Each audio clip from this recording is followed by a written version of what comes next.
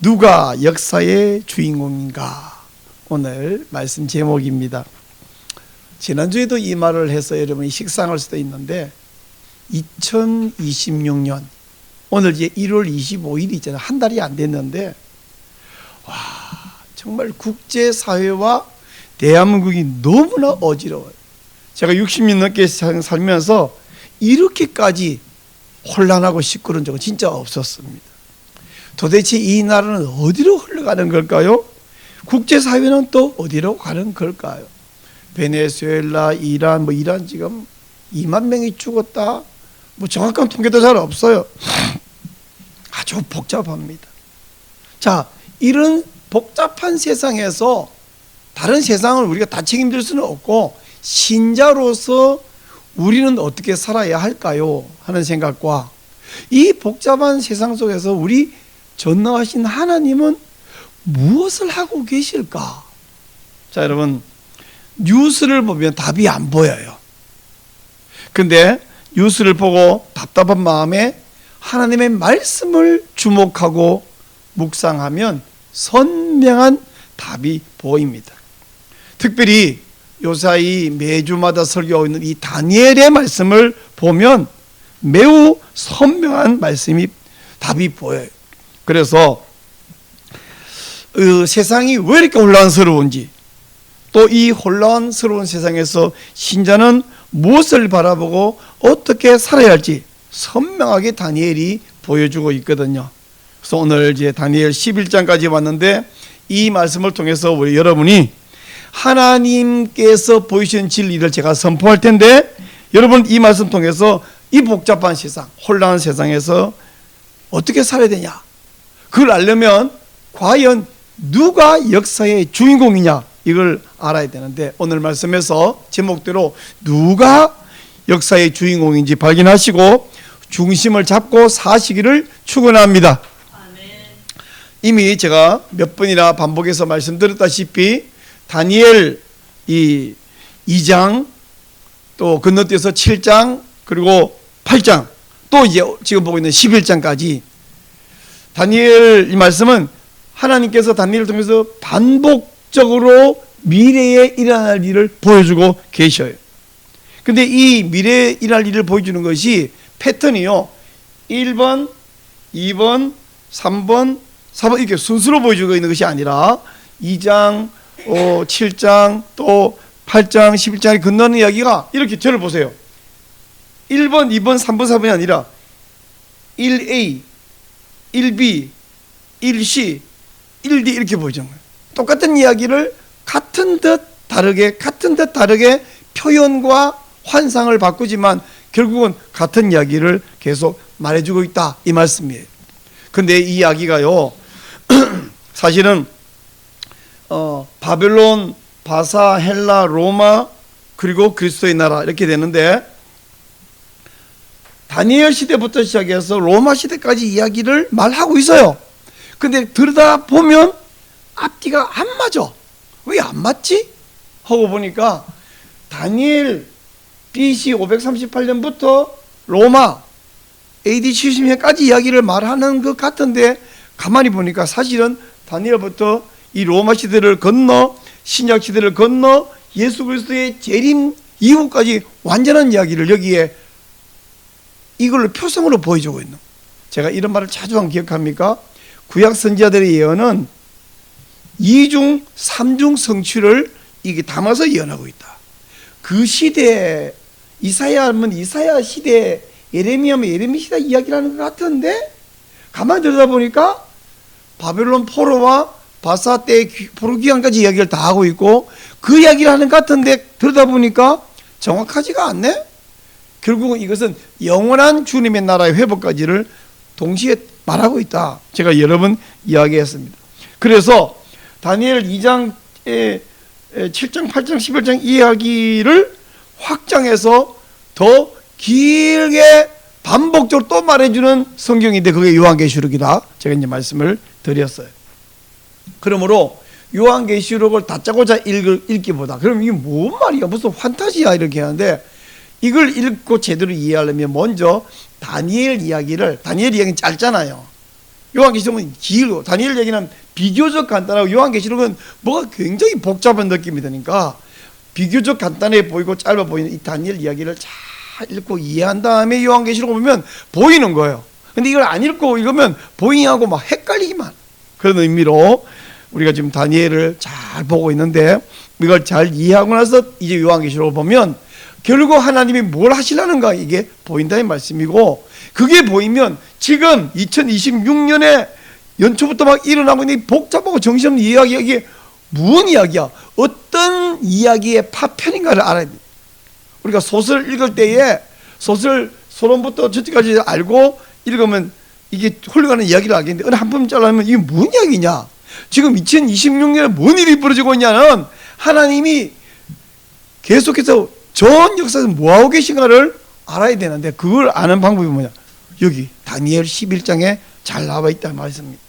자, 그러면 다니엘 11장 2절부터 봤는데 다시 이제 본문을, 오늘 같은 경우는요 본문을 아주 깊이 들여다 봐야 이해가 될 뿐 아니라 그러면 굉장히 재미가 있어요. 심오한 내용이지만 재미도 있으면 좋겠죠? 자, 여러분 재미있게 한번 봅시다. 2절에서 이렇게 말합니다. 이제 내가, 이제 천사가 말합니다. 참된 것을 네게, 다니엘 너에게 보이리라. 보라, 바사에서 또 새 왕이 일어날 것이요. 이렇게 말합니다.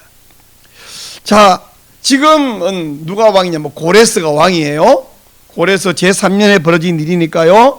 고레스가 왕인데 고레스 이후에 앞으로 새 왕이 일어날 것이다. 그리고 그 후에 넷째 왕이 등장하는데 이 사람은 심히 부유하고 강성하다. 부강할 것이다. 그리고 그 부강한 그 왕이 헬라 왕국을 침략할 것이다. 이렇게 이야기를 합니다. 여러분, 이 지금 천사가 다니엘에게 준 예언, 다니엘이 기록해서 준 이 예언이요, 그 이후 수백 년의 역사에서 정말 글자 그대로 정확하게 이루어졌어요. 우리는 다 성경 말씀을, 다니엘의 말씀을 진리로 믿잖아요. 진리로 믿는 우리가, 목사인 제가 봐도 너무 정확해서 놀라 기절할 지경으로 정확합니다. 그래서 비평학자들은, 비평학자들 어떤 사람은 이 말이 너무 정확하니까 이건 BC 538년에 기록했을 리가 없다. 이거는 후대 사람이 자기가 써놓고 538년에 다니엘을 빙자해 다니엘이 쓴 거라고 둘러댄 남의 사칭한 거다. 이렇게 그래야 논리가 맞다. 자기의 머리로는 그렇게밖에 생각 못하는 거예요. 비평학자는 지 생각이 성경보다 옳아. 그러니까 이 사악한 사탄, 이단이죠, 이단. 하여튼 그렇게 주장하는 이단, 이 비평학자도 있습니다. 자, 여러분 놀래서 기절할 준비하시고 본문을 다시 보겠습니다. 천사가 지금 새 왕이 일어날 것이다 그랬는데 이 새 왕이 누구냐는 성경에는 안 나와요. 안 나오고 이제 제가 갖고 있는 주석책을 보면 잘 나와 있는데 요즘은 세상이 정말 좋아져 가지고 신학 전공한 제가 갖고 있는 주석책이 여러분에게 없잖아요. 없어도 여러분도 이거 금방 확인해 볼 수 있는데 AI가 너무 잘 발달했는 거예요. 이제 목사가 거짓말을 할 수도 없고 거짓말은 바로 검색이 되니까 거짓말 필요가 없지만 할 수도 없고, 또 교인들이라고 해서 저는 뭐 신학 전공에서 모르는데 이렇게 모를 필요가 없는 게 다 알 수 있습니다. 여러분이 뭐 여러 AI 중에서 제일 알려져 있는 챗GPT나 제미나이에서 여러분 이제 이렇게 물어보면 돼요. 다니엘 11장 2절이 말하는 새 왕은 누구입니까? 또 한 명의 부강한 왕은 누구입니까? 이거 물어보면요 줄줄줄줄줄 설명이 나와요. 그게 정확해요. 물론 AI도 거짓말을 잘하기 때문에 항상 여러분도 100% 믿지 말고 한 99%를 믿고 반드시 체크를, 교차 대조를 해봐야 되는데, 하여튼 제가 설교 시간에 왜 AI 얘기를 하냐면 AI를 선전하는 게 아니라 이 예언이 성경에만 나오는 이상한 이야기가 아니라 역사적이고 객관적인 사실이다 하는 사실을 말하기 위해서예요. 자, 천사가 말하고 있는 이 새 왕은, 이제 다니엘은 지금 고레스 시대에 살고 있고 다니엘의 나이가 아주 지금 80대 중후반이니까 얼마 있다가 돌아가셨겠죠. 돌아가시다는 이야기는 자기 책에 없죠. 그 이후 다니엘 이후 고레스 왕 이후에 벌어진 일들인데 그 왕의 이름이 뭐냐면 여러분 처음 듣는 이름일 거예요. 첫 번째는 캄비세스, 두 번째는 가우마타, 세 번째는 다리우스. 이제 다리우스는 알아요. 다리오 왕이 성경에 여러분 나오기 때문입니다. 자, 이 캄비세스는 고레스 왕의 아들이에요. 그 다음에는 이 가우마타는 이 나쁜 놈입니다. 반역자인데 이 사람이 일명 가짜 스메르디스입니다. 자, 가짜 스메르디스가 무슨 말인가? 이게 좀 재미있는 사건이 있으니까 설명을 해드릴게요. 고레스 왕의 아들인 캄비세스는 아주 욕심도 많은데 의심도 많았습니다. 다른 사람을 안 믿어요. 그리고 그냥 성격이 조급합니다. 그러다 보니까 좀 잔혹한 것도 있는데요. 이 사람이 저 이집트 쪽으로 이제 군사를 이끌고 원정을 떠납니다. 원정을 떠난 이후에 왕궁을 비우면 어떤 녀석이 반란을 일으켜서 왕궁을 차지하고 왕이 될지 이게 두려운 거예요. 그 중에 제일 의심스러운 게 누구게요? 뜻밖에도 자기 동생이었어요. 동생 이름이 스메르디스인데 그래서 몰래 동생을 죽였어요. 아주 나쁜 놈이죠. 왕이 왕자를 몰래 죽였어요. 그리고 원정을 떠나갔는데 떠난 이후에 세상에 스메르디스가 반란 일으킬 것도 아니었는데 자기가 의심해서 죽였는데 그보다 더 나쁜 일이 발생했는데 뭐냐면 이 가우마타라고 하는 이 매직 제사장 마술사 하여튼 이 제사장이 반란을 일으켜가지고 자기가 스메르디스라고 사칭을 하는 거예요. 몰래 죽였기 때문에 스메르디스 죽은 줄 사람들이 몰라. 그리고 외모가 약간 닮았대요. 그리고 이제 옷을 이렇게 꾸미면 속을 사람 속잖아요. 자기가 스메르디스라고 사람들에게 속이고 자기가 반란을 일으켜서 이 가우마타가 왕이 된 거야. 522년에. 그래서 세상에 왕이 되고 나니까 이 소식을 아는 사람이 알잖아요. 이집트에 원정 나간 이 캄비세스에게 알렸어요. 캄비세스가 이 소식을 듣고 급히 군사를 이끌고 왕궁으로 돌아오다가 사고가 나서 죽어버렸어요. 불쌍합니다. 그리고 그 캄비세스의 군의대장을 맡고 있던 사람이 다리우스 1세예요. 이 다리우스가 이 모든 상황을 알고 이 가짜 스메르디스, 그러니까 이 가우마타죠, 이 사람을 쫓아내고, 그리고 누가 왕이 돼야 돼요? 자기가 왕이 된 거예요. 이 지금 반란에 또 반란이 일어서, 그래서 세 왕은 캄비세스, 이 가우마타, 가짜 스메르디스, 그리고 다리우스 1세 이렇게 된 겁니다. 바로 그 이야기를 지금 2절에서 하고 있는 거예요. 근데 이 다리오는 우리가 이제 좀 이름이 익숙한데 성경에 다리오라는 사람이 막 또 나오는데 헷갈리지 마시고, 어쨌든 이 다리오 1세는 성경에 어디 등장하냐면 에스라에 보면 성전을 재건하는데 도움을 많이 줍니다. 예전에 고레스가 성전 재건하라고 명령했죠. 그리고 포로를 돌려보냈죠. 근데 가서 성전을 바로 지어야 되는데 여러 어려움이 있었고 방해실에서 이 중단되어 있었는데, 그래서 다리오에게 편지를 보내서 우리가 고레스 왕이 명령에 따라 성전 지으려고 하는데 이런 방해가 있습니다. 그때 다리오가 야 문서고에 문서 가져와봐, 확인해봐. 그리고 책을 집어보니까 맞거든요.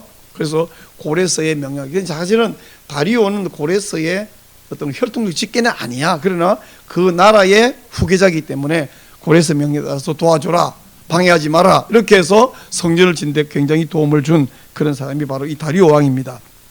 다리우스 1세. 근데 이 다리우스 1세 다음에 부한 왕이 하나 등장하는데, 다리우스가 늙어서 죽고 난 다음에 등장한 왕이 누구냐면 아하수에로입니다. 이 아하수에로는 어디 등장하죠? 에스더 이야기에 등장하죠. 127개 지방 나라들을 통째로 다스리면서 어느 날 어마어마한 잔치를 열었어요. 6개월 동안 잔치를 열었어요. 이 좀 약간 미친 사람이에요. 이 허세가 심한 사람이죠. 큰 제국을 다스리면서 이 아하수에로 때는요 얼마나 보냐면 이집트부터 인도까지가 하나의 나라였어요. 저 흑해까지. 그러니까 막 이 대륙을 다 다스린 거예요. 그러다가 술이 잔뜩 취해가지고 이 허세가 심한 사람이 왕후를 오라 그러다가 안 오니까 폐시켜 버렸잖아요. 술 깨고 나서 이제 정신을 차리고 새로 왕후가 필요하니까 왕비를 뽑았는데 그때 에스더가 뽑혔습니다. 이 에스더가 업혀가지고 하마터면 하만 때문에 이 페르시아 전역, 그 당시는 직업에 일한 나라만이 아니라 인도부터 이집트까지 전 세계에 흩어진 모든 유다의 후손들, 유다인들이 하루 만에 몰살당할 위기에 에스더의 활약으로 이제 백성을 구원한 사건이 에스더에 나옵니다.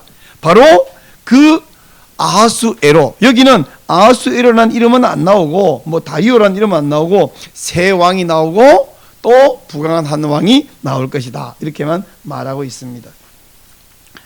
이 아하수에로는 자신의 부강함을 믿고 전국에 막 큰 군대를 이끌고, 지금 보세요, 이집트부터 인도까지 다스린다 그랬잖아요. 근데 합병하지 못한 지역이 남아 있었어요. 어딜까요? 세계 지도를 머릿속에 떠올려 보세요. 어디가 남았을까요? 오늘로 말하면 저 터키까지 다 지배했다면 터키의 서쪽에 뭐가 있습니까? 마케도니아 반도, 거기 발칸 반도가 있죠.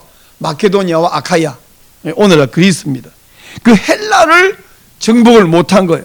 그래서 헬라를 침략해서 쳐들어갔는데 아하수에로는 안타깝게도, 이쪽에서 보면 안타까운 거고 저쪽에서 보면 다행인데, 안타깝게도 살라미스 해전에서 패전했습니다. 그래서 이 살라미스 해전에서 결정적으로 패전한 이후에 이제 바사의 세력이 약해져 버렸어요. 아주 보세요, 큰 군대를 이렇게 갖추면 그만큼 손실이 크죠. 그 이후에 점점 약해지면서 세계적인 지배 판도의 힘을 잃고, 그리고는 국제 질서의 주도권을 서서히 헬라에 뺏기게 되고 150년 정도 버텼습니다. 그 이후에 헬라의 큰 왕이 등장하죠. 잘 알고 계시죠? 알렉산더가 등장해서 이 바사 전역을 다 정복해 버렸습니다. 자, 여러분, 이제 여기까지 이야기가 2절 이야기예요. 2절이 이제 좀 이해가 되시죠? 3절을 봅시다. 장차 한 능력 있는 왕이 일어나서 큰 권세로 다스리며 자기 마음대로 행하리라, 이렇게 말하고 있는데, 여러분, 이 3절을 얼핏 보면요, 2절에서 말한 그 부강한 왕, 제가 아하수에로라고 알려드렸는데, 그 왕 이후에 아하수에로보다 더 강력한 왕이 바사에 등장할 것처럼 보일 수 있어요. 근데 그게 아닙니다. 여기서 말하는 능력 있는 왕은 누구냐면 헬라의 알렉산더를 말하는 거예요. 그러니까 3절 서두에 장차라는 단어가 있잖아요. 글자 딱 2개, 장차. 이 장차가 이 아하수에로 다음에 라는 뜻이 아니라 무려 150년이 되는 긴 기간을 여기다가 압축해가 장차, 이렇게 말하는 거예요. 게다가 나라도 바사 제국에서 헬라 제국으로 바뀌어버리는 거예요. 여러분, 150년이나 되는 긴 기간과 그 기간 이후에 있을 나라의 판도가, 나라 이름이 바뀌어버리는 이 엄청난 사건을 성경은 장차 이렇게 말하고 슬그머니 지금 넘어갑니다. 왜 그럴까요? 왜 하나님께서 이 엄청난, 우리가 볼 때는 150년이 얼마나 길어요? 사람이 살아봤자 100년 못 사는데 우리 대한민국이 세워진 것이 150년이 안 되잖아요. 에? 조선시대 이후 그 긴 기간과 그 엄청난 판도의 변천을 왜 이렇게 간단히 지나가서 우리로 하여금 바사왕국 다음 이야기처럼 보이게 했을까? 왜 그러냐면 하나님의 관점으로 볼 때는 세계를 제패하는 나라가 그게 바사이든지 헬라이든지 하나님께 안 중요해. 그게 뭐 중요해? 하나님은 뭐가 중요하냐? 바사냐 헬라냐? 걔네가 주인공이 아닙니다. 누가 주인공이냐면 그 세계 제패하는 세력의 틈바구니에서 믿음을 지키며 살아가는 남은 자가 하나님 눈의 주인공이기 때문입니다. 자, 3절에서 말한 대로 장차 미래에 강한 왕이 등장했습니다. 이 알렉산더는 거대한 페르시아 제국을 정복을 했는데, 사실은요, 정복을 했다기보다는 그냥 넘겨받은, 마치 승계받은 느낌으로 차지했어요. 사실은 역사가들이 그 이후에 우리가 아수르 제국, 바벨론 제국, 바사 제국 이야기하지만 정말 세계를 제패한 제국다운 제국은 바사가 처음이었다라고들 말합니다. 그전에도 여러 나라를 정복한 제국이 있었죠. 이 바사야말로 진짜 제국이고요, 온 대륙을 하나를 통으로 만들어버린 사람이 그 나라가 바사예요. 더구나 이 아하수에르 때가 가장 강력하게, 고레스 때보다 훨씬 강력하게, 그러니까 이 공간을 하나로 통합해버리는 나라가 있다면 바사예요. 오늘 이제 이란이 뭐 별 볼 일 없는 것처럼 이렇게 돼 있지만 그 나라가 전 세계를 다 지배했던 엄청난 나라입니다. 자, 이 바사 제국을 근데 알렉산더가 짧은 시간에 정복이 돼. 그거를요 한 개 한 개를 다 쳐부수 가지고 하려면 그렇게 못할 텐데, 바사가 힘이 없다 보니까 이제 넘겨받은 느낌으로 정복을 했습니다. 근데 이 알렉산더가 매우 강성할 때에 갑자기 죽었어요. 그리고는 나라가 4개로 갈라집니다. 근데 동서남북으로 갈라지는데, 동서남북 4나라에 다 우리는 크게 관심이 없어요. 2나라에만 관심인데 북쪽 나라와 남쪽 나라만 관심이 있어요, 성경이. 왜냐하면 북쪽과 남쪽, 북쪽은 시리아고 남쪽은 이집트거든요. 그 시리아를 차지한 이 셀루쿠스 왕국, 또 이 이집트를 차지한 프톨레미 왕국, 이름이 너무 좀 어려워서 한번 따라해 볼래요? 시리아를 차지한 것은 셀루쿠스 왕국이고, 이집트를 차지한 것은 프톨레미. 네, 뭐 또 다음에 또 듣겠지만 하여튼 두 왕국 그 사이에 뭐가 있냐면 이스라엘, 유다 땅이 있고 그 예루살렘이 있습니다. 자, 그 두 사이에서 벌어지는 여러 이야기는 5절 이후에 나오는데 다음 주에 살펴볼 것입니다. 자, 지금은 BC 500년 넘은 이전 이야기이기 때문에 예수님이 오시려면 아직까지 500년이 남았잖아요. 이때는 뭐가 하는 나라냐면 이 유다 땅과 예루살렘, 이게 하는 나라거든요. 굉장히 중요해요. 근데 지금 바사에서 예루살렘으로 돌아간 사람은 겨우 5만 명. 그 이후에 뭐 또 에스라 때 돌아가고 이렇게 했습니다만은 그 다 해봐야 얼마 안 되는데 남아있는 사람이 굉장히 많죠. 하나님의 눈에는 아까 제가 말했어요.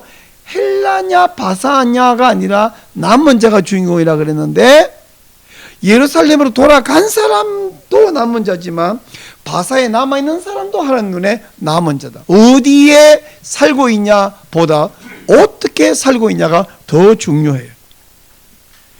왜? 지금 하나님을 어떻게 섬기냐, 예루살렘 갔다고 해서 그 사람들 하나님을 잘 섬기는 사람만은 아닙니다. 여러분 마찬가지로요, 우리가 공부도 하고 취직도 하고 어떤 뭐 정치하는 사람들은 국회의원도 되고 장관도 되고, 또 공부한 사람들은 학자도 되고 박사도 되고 교수도 되고 총장도 되고 다 좋아요. 그런 거 잘 되기를 진짜 우리 기도하잖아요. 그 중요합니다. 근데 그보다 중요한 건 뭐냐면 청소 일을 하냐, 길에 서서 신호 이거 하냐, 아니면 막 총장이 돼가 학교를 운영하냐, 그것보다 중요한 거냐면 어떻게 사냐가 더 중요해요. 어떻게 하나님 섬기느냐. 총장이 되면 뭐하고 총회장이 되면 뭡니까? 하나님을 놔버린 사람은 그 남은 자가 아니에요. 주인공이 아니야. 근데 이분은 돈도 너무 없고 매달 남 밑에서 시킨 일만 하고 있는데도 불구하고 이 사람이 정말 하나님을 잘 섬기는 남은 자라면 그 사람은 하나님 눈에 역사의 주인공이에요. 아멘. 이 말 듣고 나서 그럼 대충 살아도 된다고요? 아니요. 잘 되기를 바랍니다. 출세하기를 바라고 성공하기를 정말 기도합니다. 그런데 성공했냐보다 더 중요한 것은 하나님을 어떻게 섬기고 있냐가 더 중요하다. 이 말씀을 드리는 거예요. 여러분, 바사에 남아있는 사람 중에서 하나님의 남은 자, 대표적으로 모르드게와 에스더를 들 수 있죠. 이 아까 말한 대로 아하수에르가 술김에 왕비를 폐위시켜버리고 새로 뽑은 사람이 에스더인데, 이 아하수에르 바람이 있던 그 사악한 하만의 모략으로 전멸할 뻔했는데, 그때 만약에 에스더의 활약으로 구출을 못했다면 그 이후에 등장하는 에스라는 없는 거예요. 그 이후에 이 역사가 이어지지 않는 거예요. 그러므로 바사에 남아있는 사람도 하나님을 믿음을 가지고 목숨을 걸고 섬기는 사람은 하나님 앞에 남은 자다. 바사 땅에 남아서 남은 자가 아니라 예루살렘으로 돌아갔기 때문에 남은 자가 아니라 거기서 하나님을 섬기면 남은 자라 사실을 알고 저 여러분이 남은 자로서 삶을, 믿음의 삶을 사는 것, 그게 승리거든요. 그런 의미에서 승리하시기를 축원합니다. 성경에 에스더하고 에스라, 한글로 보면 이름이 너무 비슷한데, 원어로 보면 안 비슷한데 한글로 이름이 비슷한데 이름도 비슷한 데다가 이 둘이 살았던 연대가 또 비슷해요. 굉장히 헷갈리기 좋게 돼 있는데, 안 그래도 헷갈리는데 제가 더 헷갈리게 오늘 만들어 드릴게요. 아까 그 다리오 왕은 누구랑 관계 있다냐면 에스라 시대의 성전 재건과 관계 있다 말씀드렸고요. 에스더는 다리오 왕 다음에 아하수에로 시대하고 관계 있다 말했잖아요. 그러면 누가 먼저 이해하냐면 에스라 성전 건축이 먼저인 것 같죠. 근데 사실은 또 그렇지 않아요. 자, 여러분 이 도표를 한번 보실래요? 에스라는요 1장부터 10장까지 있는데 1장부터 6장까지 한 절반 조금 더 되는 분량은 어떤 이야기냐면 성전을 재건하는 이야기가 기록되어 있어요. 스룹바벨이 돌아와서 성전을 짓던 그런 이야기가 있는데, 이게 언제 이야기냐면 다리오 왕 이야기, 다리우스 1세의 시대 이야기고요. 그리고 에스라 7장부터 10장까지는 그 성전 재건 이야기로부터 한 80년쯤 후에 에스라가 와서 백성들을 부흥시키던 시대 이야기인데, 그때는 왕이 누구냐면 아닥사스다 왕이에요. 그 다리오 왕과 아닥사스다 왕 사이에 아까 말했던 그 부강한 왕, 헬라 침략했다가 패전해버린, 살라미스에서 패전해버린 그 왕 아하수에로예요. 근데 아하수에로 시대에 바로 이야기가 에스더 이야기잖아요. 그러니까 이 역사 수술하면 에스라는 1장부터 6장까지 다리오 왕 이야기 시대, 그 다음에 에스더 이야기, 아하수에로 왕 시대 이야기, 그 다음에 7장부터 10장까지 아닥사스다 왕 시대 이야기. 그러면 에스라는 왜 이렇게 이야기를 복잡하게 기록했냐? 복잡하게 기록한 게 아니라 에스라가 살기는 에스더보다 후에 살았어요. 나중에 살았어요. 그러니까 굳이 사람으로 비교하자면 에스더가 먼저야. 그 에스라하고 에스더가 어느 게 먼저라 그랬지? 헷갈릴까봐 제가 알려드리는데, 에스더 디귿이야, 디귿. 에스라 리을이잖아. 어느 게 먼저야? 에스더가 먼저야. 기억하시고. 그러면 1장 6장은 뭐냐면 자기는 이때 살았지만 이 책을 기록할 때 옛날 이야기를 기록하고 이어서 자기 이야기를 했어. 이걸 모르고 읽으면 바로 연결되지만은 알면 6장 7장 사이에 80년 간격이 있다. 그 사이에 에스더 사건이 있었다. 이게 헷갈리게 만들어야 되는데 헷갈립니까? 이해가 됩니까? 별로 안 헷갈립니까? 다행이네요. 자, 만약에 에스더 사건이 없었다면 에스라가 그때 하만에서 죽었겠죠? 그럼 에스라 이야기는 없는 거예요. 그죠? 이걸 보면 이 에스더가 얼마나 중요한 사건인지 알겠죠? 그래서 바사에 머무냐 예루살렘에 가서 머무냐 보다 중요한 것은 거기서 하나님을 어떻게 섬기느냐, 목숨을 걸고 섬기느냐가 더 중요하다는 말씀. 그래서 어느 땅에 있냐, 즉 우리가 어느 포지션에서 어떤 직책으로 일하냐, 돈이 많냐, 공부를 많이 했냐, 잘생겼냐, 인기 있냐, 좋아요. 그러고 싶습니다. 그보다 중요한 것은 하나님께 순종하고 사느냐가 훨씬 더 중요하다는 사실을 꼭 기억하시기 바라고. 자, 이제 이렇게 해서 지금 다니엘 12장 2절, 3절, 4절 사건들을 설명해 드렸는데, 이 설명을 이해한 다음에 제가 서두에서 이야기했던 이야기로 한번 가봅시다. 대한민국이 막 어지럽고 정신이 없어요. 최혁진 의원이 민법 개정안이라는 걸 발의했는데, 민법 개정안이 뭔지 모르겠죠. 내용을 보면 정확히 교회 폐쇄법입니다. 정부가 마음에 안 들면 전부 교회를 다 간섭하고 폐쇄할 수 있는 법을 발의했어요. 손솔 의원이 차별금지 발의했는데, 우리 국회 17대부터 21대까지 11명이 발의한 모든 차별금지법보다 가장 훨씬 악독한 법이고, 이거 만들어지면 교회는 더 이상 목회할 수 없고 설교할 수 없습니다. 그냥 인간단체 만들어서 우리끼리 있는 건 가능하겠지만 성경적 설교 못하는 법을 발의했어요. 그런가 하면 남인순, 이수진에 이어서 박주민이 또 모자보호법 일부 개정 법률안, 이게 무슨 말인지 모르겠죠.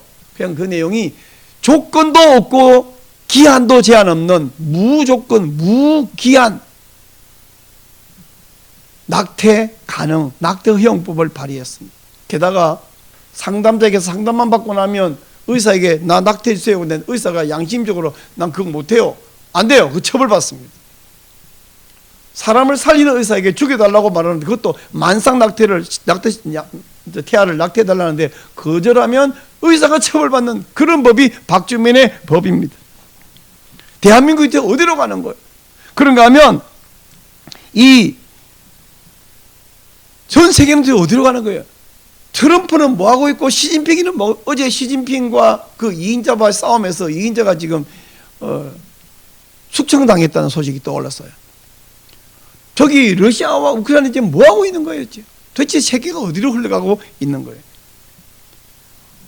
저 북극에 있는 그린란드는 도대체 왜 갑자기 시끄러운 거예요? 우리 잘 모르고 그냥 이름만 머리부터 알았는데, 지금 한국과 전 세계가 폭풍우를 만난 배가 태평양에 있는 것처럼 막 어지럽고, 여기 나는 가만히 있으려고 그러는데 대한민국 이 한반도가 막 이렇게 요동치는 배 같은 느낌이 돼서 막 멀미가 납니다.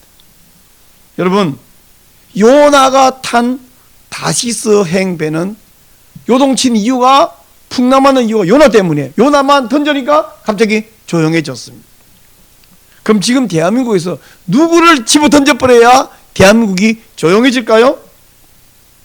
손현보 목사님이 이재명이 죽어야 대한민국이 산다라고 말했습니다. 이 말은 이재명이라는 그 이름 석자를 가진 개인이 사망해야 된다는 뜻이 아니에요. 근데 이재명은 이 말을 완전히 왜곡시켜갖고 이재명을 죽여야 대한민국에 산다라고 말했다라고 거짓말을 했습니다. 그분이 그거를 글자를 구분을 못해서 그랬다면 자격이 없는 거고, 알면서 그래서는 더 자격이 없는 건데, 이재명이 죽어야라는 말과 이재명을 죽여야는 완전히 달라요. 죽여야는 킬을 말하죠. 만약 이재명을 죽여야 이러면 그 살인교사죄예요. 그건 진짜 처벌받아야 되는데, 이재명이 죽어야 할 때 그 이재명은 그 개인을 말하는 게 아니라 그분이 갖고 있는 그 정치 철학, 종북주의, 종중주의 플러스 지금 이 현 정부가 하고 있는 성혁명 추진, 또 왜 빨리 그 낙태법 안 만드냐 그랬더니 박주민이 갑자기 법을 만들어서 발의한 이런 악한 추진들을 이야기하는 거예요. 성평등 가족부로 여성가족부를 바꿔갖고 성형을 마구 추진하고 있습니다. 이 이재명이 죽어야라는 말은 이재명이 정치적으로 실각해야 된다는 뜻이지, 그 개인을 죽여야 된다는 말은 전혀 다른 뜻이에요. 자, 그러면 제가 손현보 목사님은 이재명이 죽어야 한다라고 말했는데, 이 말을 잘 들어보세요. 지금 우리나라 대한민국 호가 막 요동쳐서 멀미나고 침몰할 것 같은 이 위기에서 이재명보다 먼저 죽어야 할 사람이 있습니다. 누굴까요? 대한민국에 살고 한국교회에 살려면 누가 먼저 죽어야 되냐면 목사들이 죽어야 됩니다. 자, 제 이 말을 또 이재명식으로 왜곡하면 내가 목사들을 살해하라 했다, 나 그렇게 말하지 않았습니다. 목사들이 죽어야 된다고 그랬지 목사들을 죽여야 된다고 말하지 않았습니다. 그럼 목사들이 죽어야 되니까 목사들 가서 자살하는 뜻일까요? 아닙니다. 목사들이 자살하는 말도 아닙니다. 교회는 목사가 있어야 해요. 그래서 성경을 가르쳐야 돼요. 목회해야 교회도 부흥합니다. 근데 왜 목사들이 죽어야 한다고 제가 말할까요? 그리고 목사가 죽는다면 어떻게 죽어야 돼요? 나 자살해 목매라고? 약 먹고? 아니, 제가 말하는 목사들이 죽어야 한다는 말은 목사가 어떻게 죽어요? 죄에 대해서 죽어야 돼요. 세상 욕망에 대해서 죽어야 됩니다. 비윤리적인 욕망, 반성경, 비성경적인 욕망에 대하여 죽어야 됩니다. 목사에게 욕망이 필요해요. 비전. 어떤 비전? 한 명이라도 더 예수 믿게 만들고 싶은 욕망. 우리가 섬기는 교회 공간과 숫자로 볼 때 더 성장하게 만들고 싶은 욕망. 이게 성경적 욕망이죠. 그런 걸 보고 욕망이라 안 하고 비전이라 흔히 말하는데, 그거 말고 세상을 더 누리고 더 쾌락을 누리고 싶은 욕망. 물론 목사인 나에게도 즐거움이 필요해요. 여행도 하고 싶고 더 편한 차도 타고 싶고 맛있는 것도 먹고, 어떤 분이 호텔에서 일하시는 분이 초대하고 식사 대접한테 가서 먹어보니까 좋더라고요. 다음에 또 가면 좋겠다 싶어. 그거는 죄악된 욕망이 아니잖아요. 내가 초청해 줘서 초청 받아, 혹시 내가 돈이 많으면 내 돈으로 가고 싶으면, 나 그런 돈은 없고 안 가보기 좋더라고. 그런 거 나도 원해요. 근데 그거 말고 비정상적인 명예와 쾌락을 추구하는 욕망을 갖고 있다 보니까 그걸 위해서 부당한 이익을, 우리 베드로도 말했잖아요. 더러운 이득을 취하는 이런 욕심, 이런 죄성에서부터 목사가 죽어야 돼. 그럼 목사만 죽으면 되느냐? 목사도 죽어야 되지만 성도도 죽어야 됩니다. 이 말 듣고 또 성도들 다 나가 자살하려 했다고 할 사람 없겠죠. 성도 하나하나가 죽어야 돼요. 죄에 대해서 죽어야 되고 세상에 대해서 죽어야 되고, 그리고 성도를 다시 살아나야 됩니다. 영적으로 하나님 앞에서 살아나야, 그래야 한국교회가 살아나고 그래야 대목이 살아날 수 있습니다. 지금 이 말씀을 요약하면, 지금 대한민국이 한반도가 아니라 무슨 풍랑에 있는 배처럼 요동하는데, 어지러운데, 이토록 나라가 어지럽고 어려운 이유가 뭐냐 하면 이재명이 안 죽었어가 아니에요. 이재명이 떠나면 이재명과 똑같거나 더 나쁜 놈이 등장할 수 있습니다. 누가 죽어야 이런 문제가 해결됐냐면 목사가 죽고 성도가 죽어야 이 문제가 해결될 수 있다는 말씀이에요. 목사가 안 죽어서, 성도가 안 죽어서 어떻게 안 죽어? 여기가 안 죽는 게 아니라 죄에 대해서 세상 욕심, 부당한 욕심, 반성적 비인류적인 욕심에 대해서 안 죽고 욕심을 부리고 욕심을 채우고 있으니까 교회가 부패했기 때문에. 왜 예루살렘이 망해서 바벨론이 정복했냐면 이스라엘 군대가 약해서가 아니고 바벨론이 강해서가 아니고 그들이 끊임없이 선자가서 외쳐도 귓구멍을 틀어막고 말을 안 들으니까 결국에는 하나님이 바벨론을 통해서 이들을 징벌해버린 거예요. 그런 다음에 바사를 통해서 바벨론을 또 징벌하셨죠. 그 바벨론은 인간 막대기, 사람 채찍으로 취급받는데 그 막대기 분질른다고 될 게 아니에요. 이재명이 죽거나 이재명을 죽여서 되는 게 아니라고 지금. 그렇다고 이재명을 잘한다고 두둔하는 거예요? 인간 막대기 칭찬하는 거예요? 막대기가 문제가 아니라는 이야기를 하는 거죠. 왜? 막대기는 하나님 손에 들려있기 때문에 하나님 손에 막대기를 뺏어면 하나님은 막대기를 한 다발을 가지고 올 거예요. 그 막대기가 문제가 아니라고. 지금 이재명이 문제가 아니라고. 이재명이 분명히 반성경적인 정책을 펼쳐서 문제가 돼요. 바벨론이 분명히 예루살렘을 초토해서 문제가 됐어요. 예루살렘 초토하시긴 바벨론은 바사가 때리 부셨지, 선지자들이나 대제사장들이 나서 백성들이 바벨론 물리치 안 돼. 하나님은 바벨론 안 돼. 니들 그냥 바벨론에 순복해. 이랬단 말씀이죠.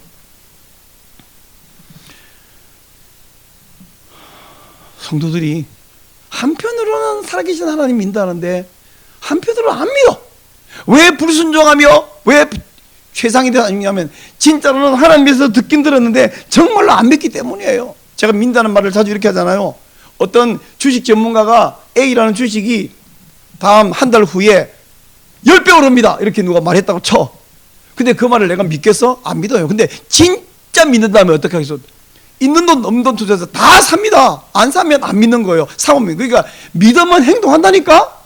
믿으면 행동한다고. 지금은 이 주식이 10,000원인데 한 달 후에 한 장에 10만 원 합니다. 그러면 누가 안 사겠냐고. 왜 안 사지? 안 믿으니까. 하나님 말씀을 왜 순종 안 하죠? 안 믿으니까. 그러니까 여러분, 순종하라고 외칠 일이 아니라 믿으라고 외칠 일이에요. 성경 말씀을 들고 있습니다. 이거 진리라고 믿습니까? 다 아멘해요. 순종합니까? 안 해. 그럼 믿는 거예요? 안 믿는 거예요. 우리에게 필요한 것은 순종하는 행동이 필요한 게 아니라 순종할 동기가 되고 이유가 되는 하나님 말씀이 진리임을 믿는 믿음이 필요하다. 이 믿음을 여러분이 가지시기를 축복합니다. 아멘. 제가 지난주에 영화 신의 악단을 보고 왔는데, 신의 악단 보고 감상 한 줄평, 복음은 위험하다. 제가 이렇게 말했어요. 복음이 위험해요. 진짜 예수 믿으면 죄에 대해서 세상에 대해서 죽기 때문에 복음은 위험해요. 근데 위험하다. 근데 그 위험을 충분히 감수할 엄청난 값어치가 있는 게 또한 복음인 줄 저는 믿습니다. 여러분도 믿으시죠? 예수님을 믿는 사람은 정과 욕심을 십자가에 못 박아 버립니다. 이제 내가 육체 가운데 사는 것은 나를 사랑하사 날 위하여 자기 몸을 버리신 하나님의 아들을 믿는 믿음 안에서 사는 것입니다. 할렐루야. 아멘. 다니엘에서 4번이나 2장, 7장, 8장, 11장 계속 설명하고 반복해서 보여주는 제국의 판도, 바벨론, 바사, 헬라, 로마, 그 중요한 게요, 그 후에 등장하는 사람 손에 의하지 않은 떠인 돌 와서 쳐버리고 그 신상을 가루로 만들어버리는, 그 신상은 4개의 제국을 말했잖아요. 그걸 가루로 만들어버리는 그 돌, 그게 복음이고 그게 예수 그리스도의 나라입니다. 떠인 돌이 이 신상을 가루로 만들어버릴 거라는 사실을 여러분 믿으십니까? 이게 믿는 게 신자고 안 믿는 건 불신자예요.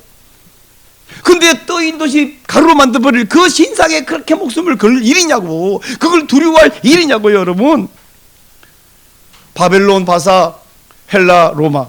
바벨론은 죄로 가득하고 불순하는 예루살렘, 이스라엘 백성, 유다 백성들을 징벌했죠. 이어서 바사 제국은 예루살렘을 징벌했던 그 인간 막대기 바벨론을 징벌해버렸습니다. 아까 말한 대로 바사는 온 세계의 대륙을 하나로 공간 통합을 했습니다. 공간 통합을 한 것이 왜 중요하냐면 이래야 복음이 힘있게 전파될 것이기 때문이고요. 그 위에 나타난 알렉산더 헬라 제국은 뭐냐면 언어를 하나로 통일해버렸어요. 코이네라는 방언으로 온 세계를 통일했고, 복음서가 또한 서신서가 코이네 방언으로 기록돼서 우리 손에 들려 있습니다. 그런가 하면 이어서 나온 로마는 온 세계 길을 쫙 뚫어버렸어요. 그리고 법과 제도를 통일해버렸어요. 그래서 복음이 정말 실제적으로 전달되게 만드는 그때의 때가 참에 그리스도께서 오셨고, 그리고 복음이 정말 실제적으로 힘있게 땅끝까지 전파되게 만들었습니다. 제국은 요동칩니다. 바벨론, 바사, 헬라, 로마. 제국이 한 바뀔 때, 지금 우리 정권이 민주당 국회 나오면 왔다 갈 때도 얼마나 나라가 복잡한데, 나라가 우리 일본 시대에 다시 또 우리 대한민국 시대, 예전 조선에서 일본 지배하다가 대한민국, 이 얼마나 복잡하고 얼마나 많은 사람이 다치고 죽고 어렵고 합니까?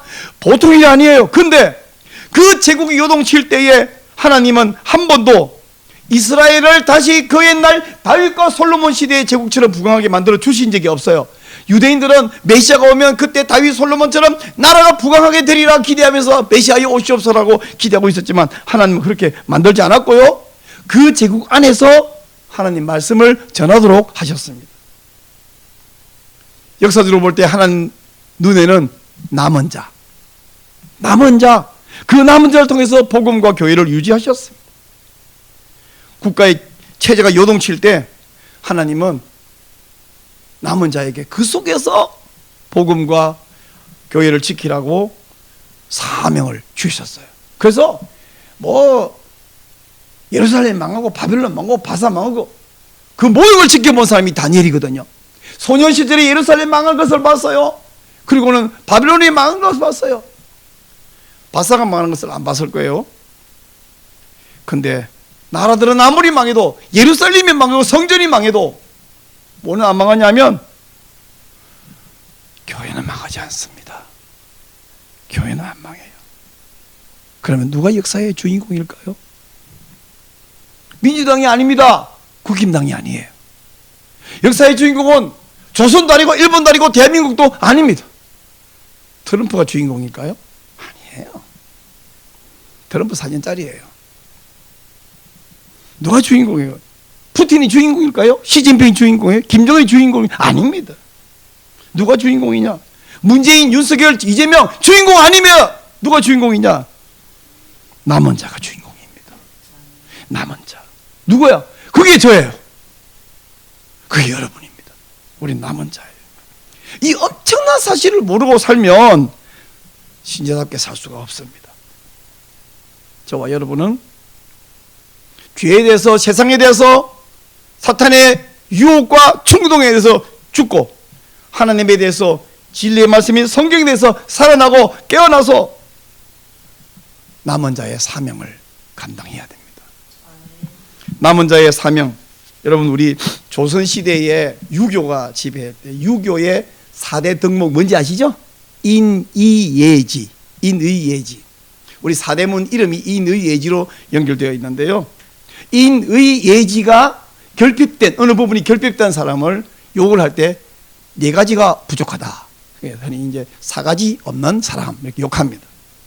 신자에게도 4가지가 필요해요. 4가지 사명이 뭐냐? 첫째, 오늘 이 말씀은 주보에 있는 칼럼에도 제가 써놨는데 다시 한번 읽어보면 좋겠고요. 첫째 뭐냐면 성경의 신적 권위를 수호해야 합니다.